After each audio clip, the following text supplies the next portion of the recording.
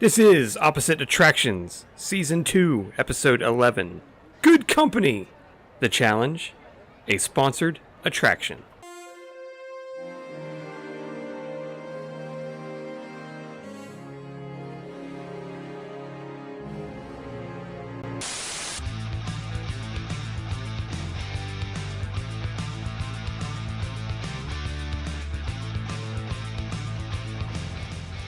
Welcome to Opposite Attractions, ladies and gentlemen, the happiest podcast on earth. I am your host, Scotty Moore, joined as always by the Adventurers Club wannabe himself, Mr. Jim Murphy!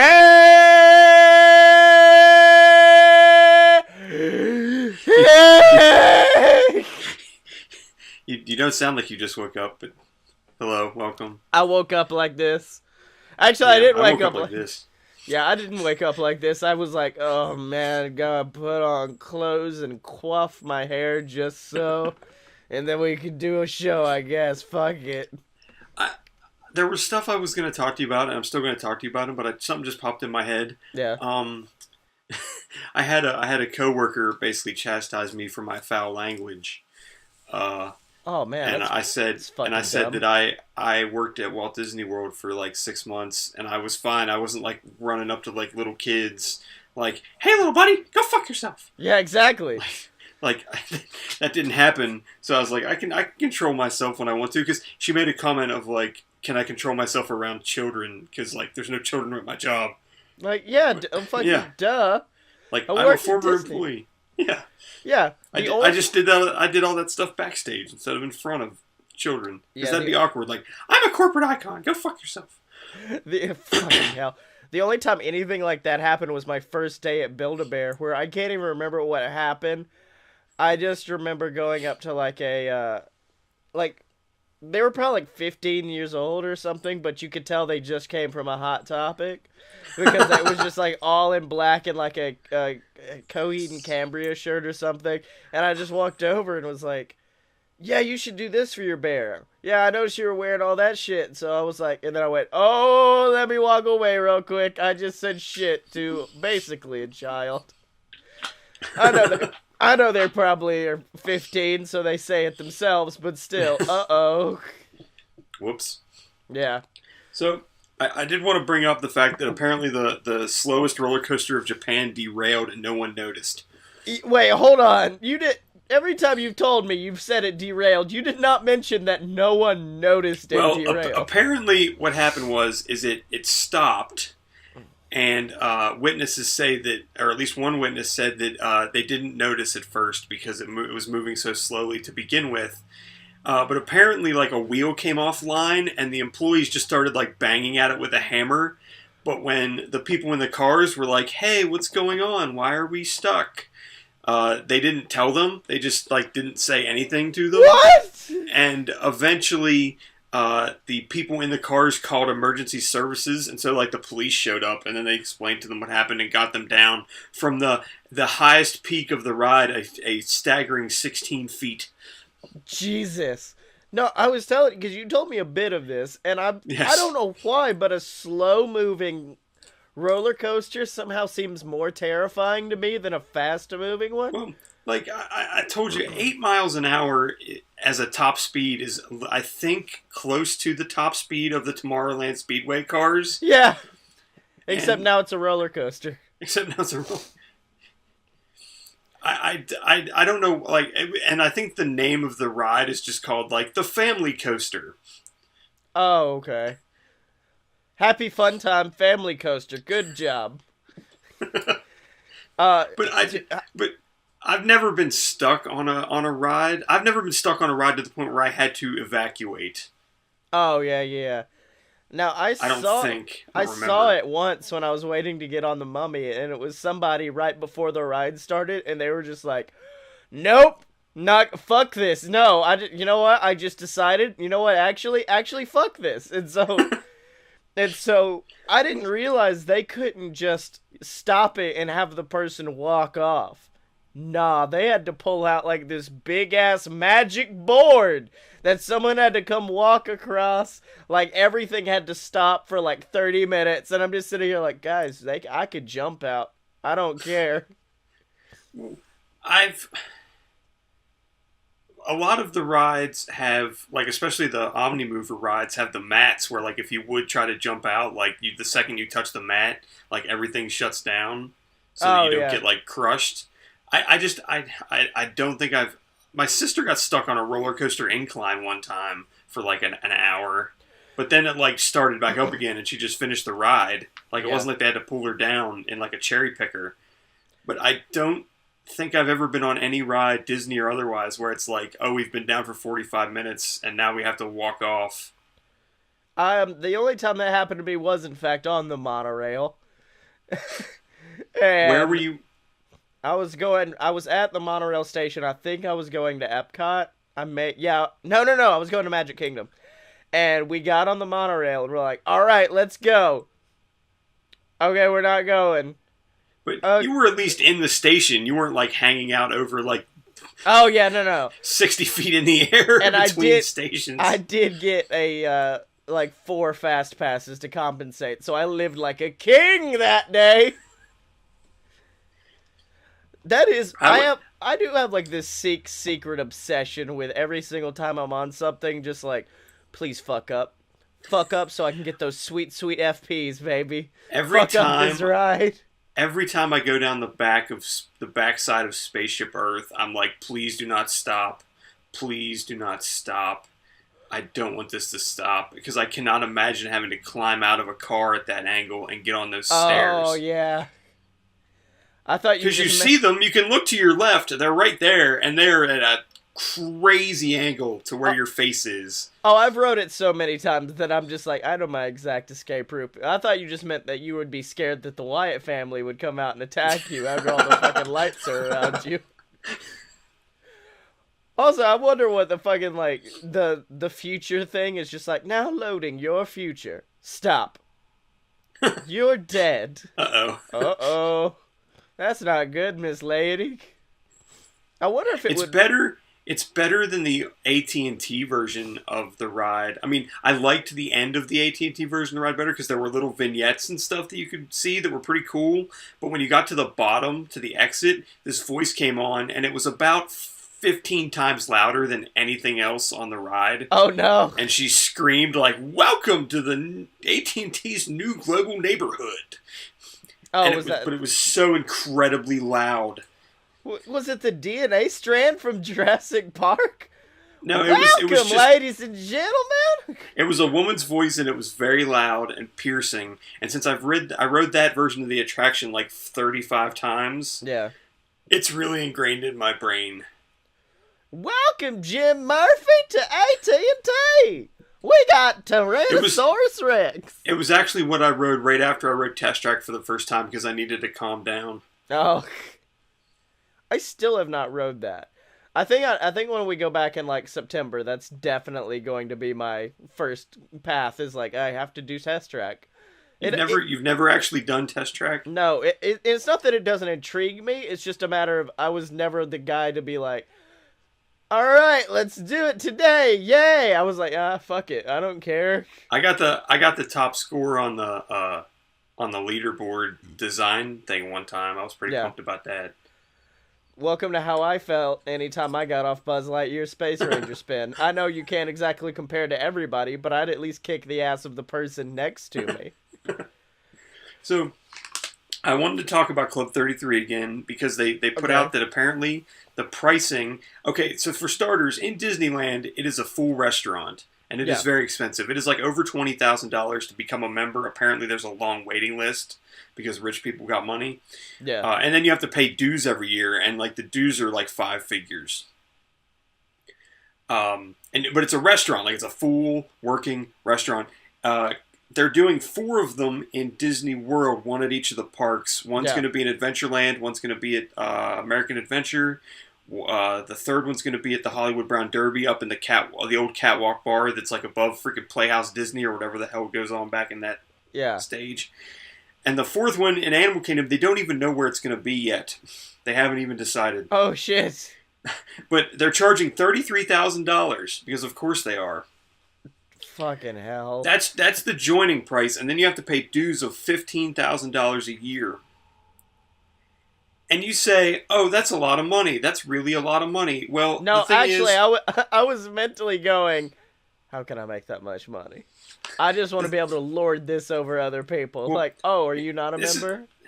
this is what's crazy though. I thought that all you got for paying the money was like just the ability to eat there. But what they give you if you become a member is you're able to get into any one of the 4 locations, which originally people were speculating that you'd only be able to get into one. Yeah. But you get basically the top of the line like annual pass. You get one for you, one for your spouse, and any kids up to age 26. Holy It's like shit! your immediate it's like family. It's like health insurance. So a Premier Passport, which is the top of the line one, that runs about $1,600. Yeah. So even if you only get 2, that's $3,200 right there. Yeah. You also get 50 one-day park hopper passes. What? I guess to give out to friends or whatever. So that averages out to about $8,500 to $9,000. Because it's like about $180 a day, so it's about $9,000 for those. You also get 5 whole day VIP tours, and that's where you're paying. That's what you're paying for because Yeah. to go for like 10 hours and get one of those tours, you're paying between $5,000 and $6,000 a day, and if you get 5 of those, that's $30,000. Yeah. So you're getting like $40-some thousand worth of stuff. So you're really getting your bang for your buck here. You also get access to a private concierge. I don't know what that means in terms of like just walking around, unless you have a butler following you or something. Hello, my name is Jenkins. This is very nice to meet you. And you also, and you will love this, you also get a limited number of instant fast pass reservations. Wait, what? Which I don't know what the limited number is. It might be 1, but still, I assume that means you can go and just like to your private concierge and be like, Jeeves, Yes, sir. I want to ride Pandora right now, and he's like, okay, right this way. I'll see what I can do, Mr. Murphy. Thank you.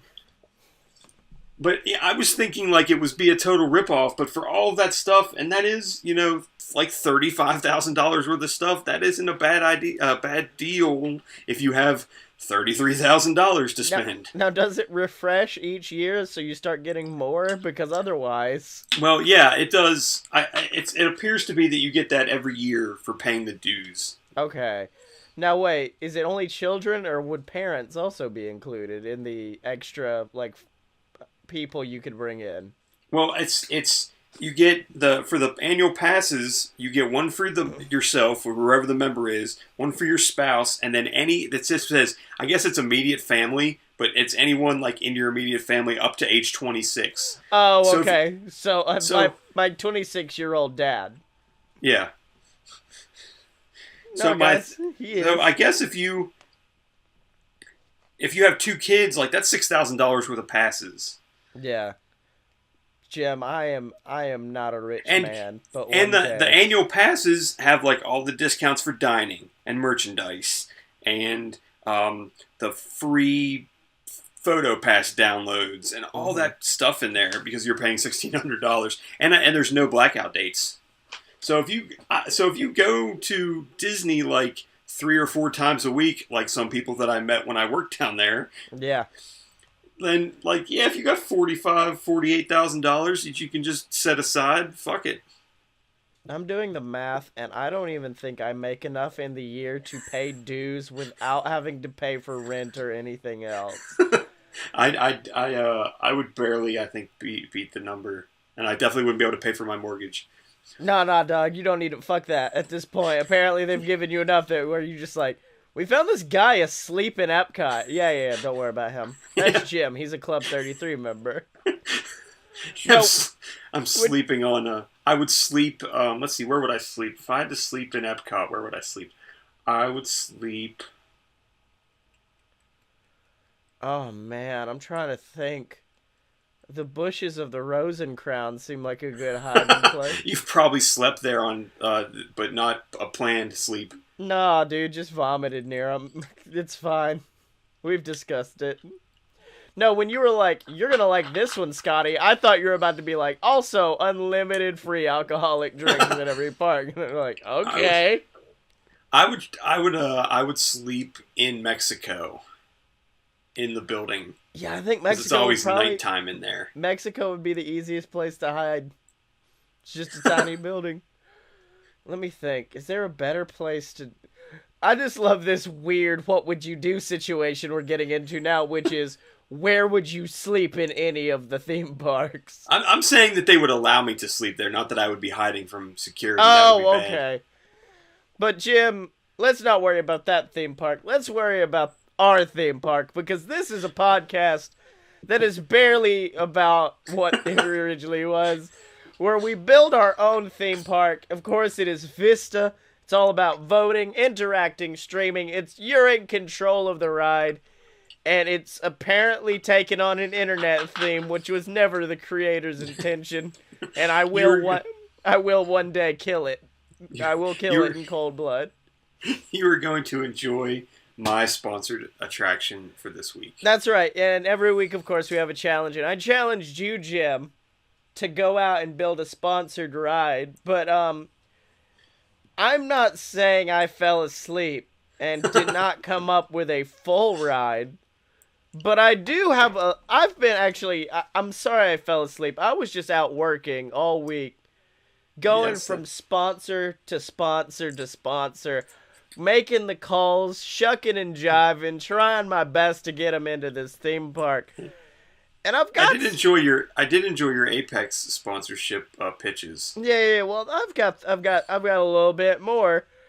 I've got this one. It's called the Open Cut, sponsored by Germex, and it's half drop ride, half game show, where 5 people come out, or no, 2 people. It starts out with 2 people come out, and you have to figure out which one of them has an open cut just by looking at them, and then they wash their hands with Germex antiseptic, proper, like whatever, and then they're just like, ow, my hand, and if you guessed wrong, your seat fucking drops and you lose the game.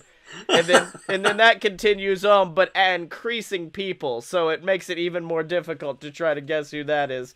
So that's the Open Cut by Germex. Let's see. I want that to be a real game show so bad. We've got Pornhub. This is a horrible premise. Welcome. I've got Pornhub presents Wankamole. Not sure what that's all about. The Rock and Roller Coaster presented by Dave Matthews Band. I wasn't sure how well that one's gonna work out. Now I do like this one. It's presented by the Joy of Painting, and it's the Relaxacoaster.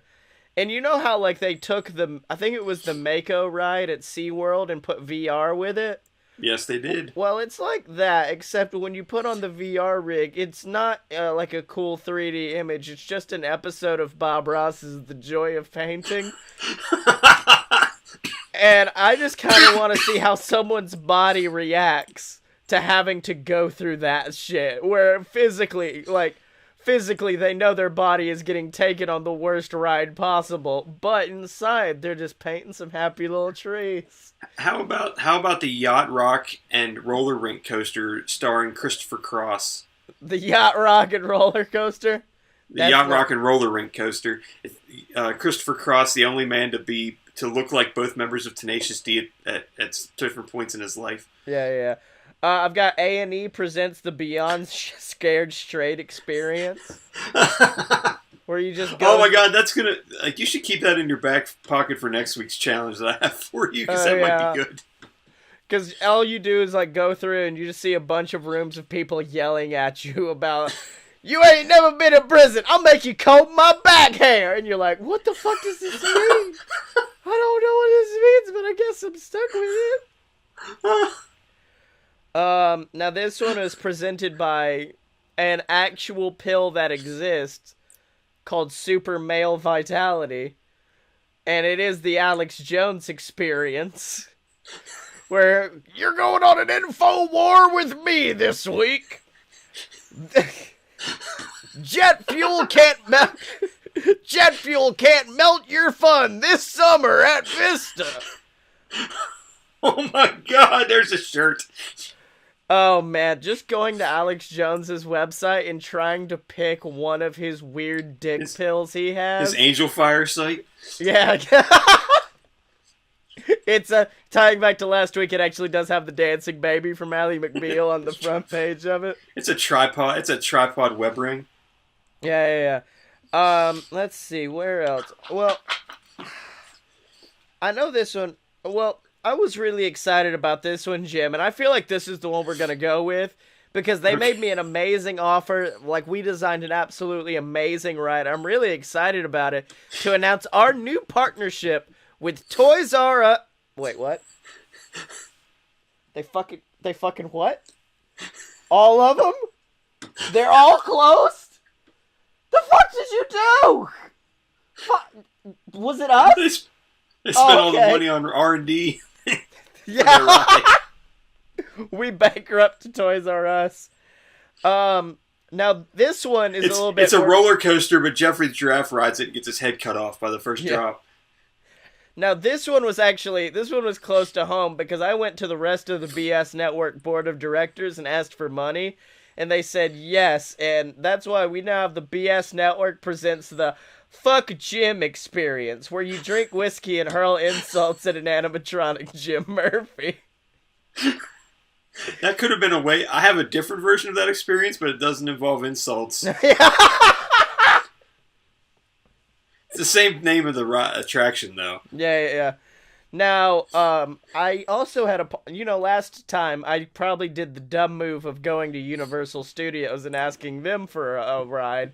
And they said, go fuck yourself, but it's okay. Now, this time I got a little bit more help because Disney seemed more than willing to make us, like, they kept trying to give us rides that weren't that good. Well, they like the Vista thing. They're fond of that word. So. Yeah, they like the Vista thing, and I think they were just like, why don't we make this park shitty? That way people will want to come to ours. And that's why they've given me slightly less spacious mountain. The Pirates of the Somalian Sea. They finally, I didn't think we were able to we're going to get something that would actually have some Disney IP, some Disney movie IP in it. But I did manage to secure a boat ride based on the film Home on the Range. So I don't know how well that one's going to go on. Now this one, I actually am surprised because Disney hasn't even put this in any of their parks. But I'm excited to announce that we're going to be the home to the first ever ride based on The Lion King. 1.5. So, really, dig a ton. Well, the Circle of Life Theater... That's not a fucking ride. In the land, I know it's not a ride, but it is an experience. Is it? Well, I guess that could be Lion King 1.5, I guess. And then, of course, finally to round it all off, the world famous Tom Cruise. Just takes you through this wooded forest where this guy makes a bunch of puns about people named Tom. Oh, I thought it was actually going to be Tom Cruise on a boat. No. It is a Tom Cruise. It takes you through a cruise to look at all the Toms of history. At one point, the guy has a flashlight. He's like, guys, check this out. Bergeron, Bergerov. Bergeron, Bergerov.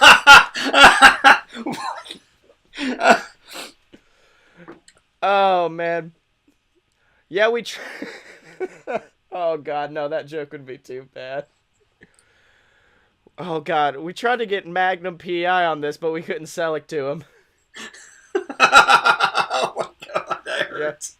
Yeah. Ow. I'm slowly writing this ride in my head, and all the puns just keep coming up at once. I want to explain to you my sponsored attraction. Mm-hmm.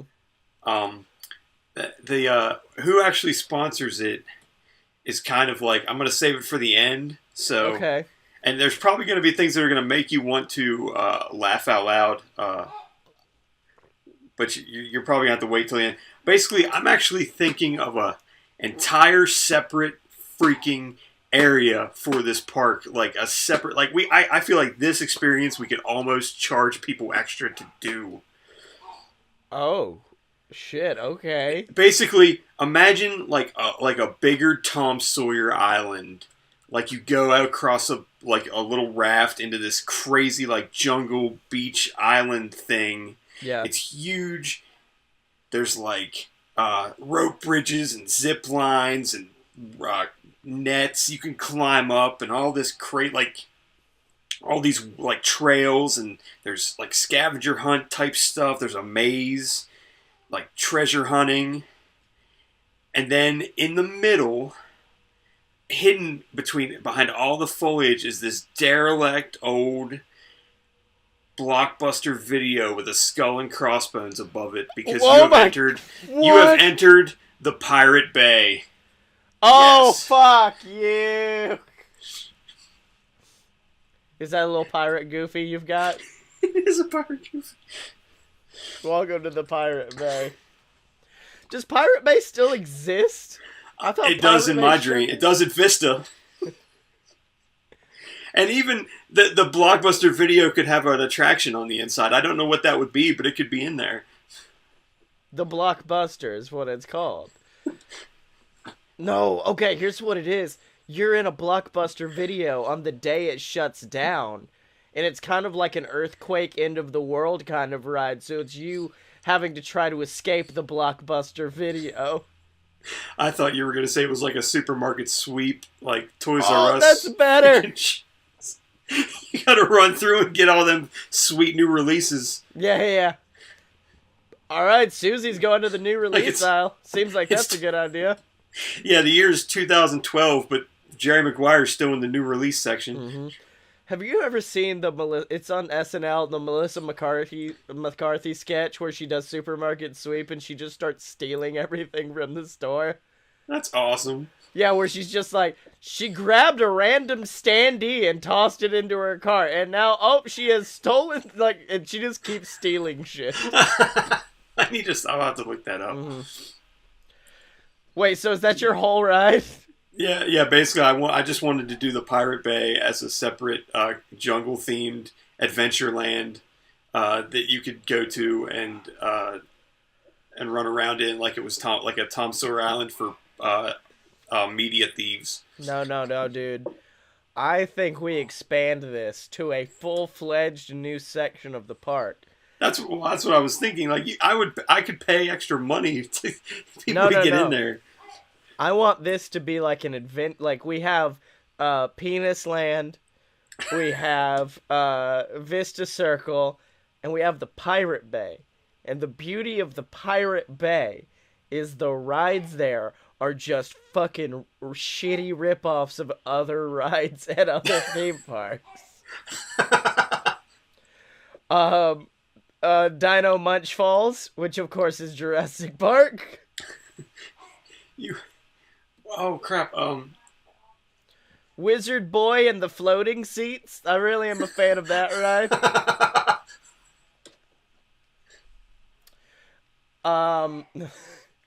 Oops All Music, which of course would just be fucking rock and roller coaster. Changey Bots. I love Changey Bots. Changey Bots!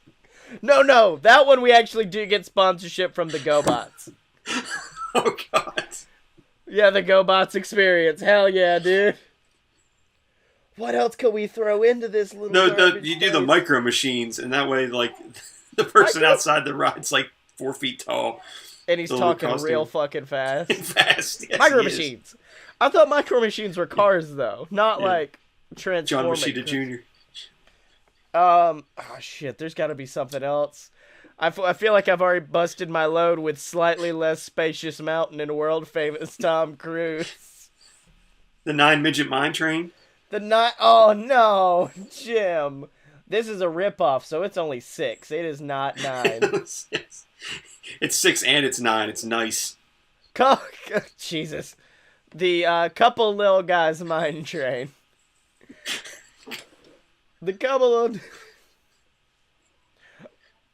Big Round Golf Ball. Come see Big Round Golf Ball here at Vista at the Pirate Bay. Somebody once asked me at Epcot where the Star Trek ride was, and I didn't know how to answer that. Star Trek. Okay. Yeah, they said Star Trek, and I was like, and I had to think, like, does Universal have a Star Trek ride? And these people were really going to be disappointed. And then the guy's, like, wife was, like, 20 feet away, and she just yells, "He means that fast track thing!" Oh, no. And I'm just like, it's over there, through the Priestway, go. Oh, you mean speedy cars. That's what Yes. you're talking about, speedy cars. Yeah, I love me the quick truck ride. Oh, for a fast, low rate you can get online, go to the General and save some time. I don't know where we're going to fit that in, but it's there somewhere. He takes the place of Buzz Lightyear in Space Ranger. As you're walking in, like, on the Micro Machine ride, he's actually there selling you auto insurance along the way. Oh my god, yes! I think I know my challenge for, like, 2 weeks from now. After we get your challenge, which is we have to do our Pirate Bay rides, which is just ripping off another theme park's rides. Well, do you want my challenge for next week? Because it's not great, but it's something I thought of a couple weeks ago. Yeah. And basically, I want to see, and this is very broad. Yeah. Basically, I want an attraction where part of the ride experience is that you have to put on a body cam. What? Yes. So, like, what the people don't want you to do at other theme parks, we're forcing you to do at this theme park. For whatever I don't care what the attraction is, but for part of it, you have to basically put on a camera and record your experience to then share with the world. Okay, so assumedly, this is not going to be a seated thing, because that's going to get boring for probably 3/4 of that entire camp experience. Yeah, I think it will have to be something with some sort of, something interactive. Oh, dude, I'm already coming up with something, and it's actually kind of the dopest shit I've ever seen thought of in my fucking That's life. a good tease then for the next week. Yeah, that's a good tease. Don't tune in, guys. That's how you get audience retention right there, baby. Next time. All right, so Jim Murphy, where can they find you on the motherfucking internet? They can find me on the motherfucking internet, the same place they can find me on the regular internet. At thepiratebay.com/Jim Murphy. On Twitter at apparently smart. I don't think I really need to add, but I'll say it anyway. And you can find me on Twitter at ScottyMo. It's ScottyMo. Make sure to buy all my books on Amazon. There's Queasel Corp Risen, BS versus the Gods. And at the end of... Is this coming out in April? This may be coming out in April, in which case the end of this... It will come out, it'll come out April 2nd, yes. Alright, then at the end of this month, Queasel Corp, Revelations is coming out. So the end of the Queasel Corp saga, it's coming to an end. I'm so fucking sad about it, ladies and gentlemen, but I've written a very sad book, but it's okay. I just go miss it so much. Of course, if you guys like hearing me bullshit, make sure to check out the other BS Network products, like A Load of BS, where me and my best friend Blake Tanner just sit around and are assholes for an hour. Or Fight Boys, where me, Blake, and our buddy the Dylan talk about pro wrestling and are assholes for an hour. You guys are only experiencing 30 minutes of me being an asshole for an hour. If you want to double that, go to aloadofpurebs.com and double your daily dosage of BS, ladies and gentlemen. And, of course, make sure to pick up your Opposite Attraction merch online at merch.aloadofpurebs. In the Opposite Attraction sections, we got shirts letting people... Dude, I think I may actually make... What was the one that got you earlier? The Alex Jones Experience, the summer jet fuel can't melt fun. I may make that into a shirt. But yeah, we got shirts for Opposite Attractions, which I do need to buy before my next Disney trip. So I can just walk it around everywhere and be like, what is that? And I'm like, don't worry about it, buddy. What theme park has something called the Tyrannosaurus Sax? The best theme park. It's in my mind. Are you Juicy Peaches? What does this mean?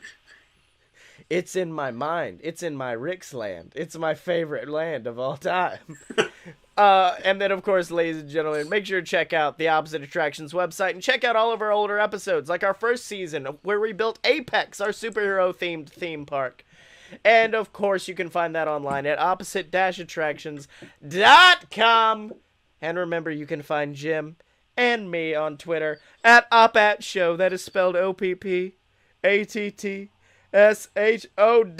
Are you down with OPP?